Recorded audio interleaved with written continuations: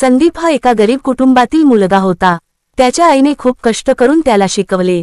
घरकाम, शिवणकाम करून तिने पैसे गोळा केले आणि त्याला इंजिनियर बनवले। मोठा झाल्यावर संदीप मोठ्या शहरात नोकरीला गेला। आईचा त्याच्यावर खूप अभिमान होता। एक दिवस संदीपची लग्नाची बोलणी सुरू झाली, पण त्याच्या होणाऱ्या पत्नीला आणि तिच्या घरच्यांना संदीपची गरीब आई पसंत नव्हती।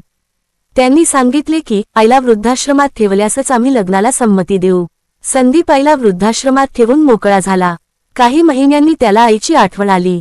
तो वृद्धाश्रमात गेला। तिथे त्याने पाहिले की आई एका खुर्चीवर बसून छताकडे पाहत होती। तो जवळ जाऊन म्हणाला, आई, मला माफ करशील? आई हसली आणि म्हणाली, बाळा, मी काहीही मागत नाही, पण वृद्धाश्रमाला एक फॅन आणि पाण्याचा नळ बसवशील का?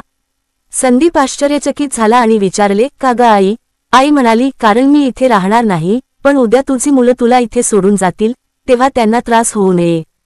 संदीपला आईच्या त्यागाची जाणीव झाली। त्याने तिला घरी नेले आणि तिला तिच्या योग्य जागी मान दिला।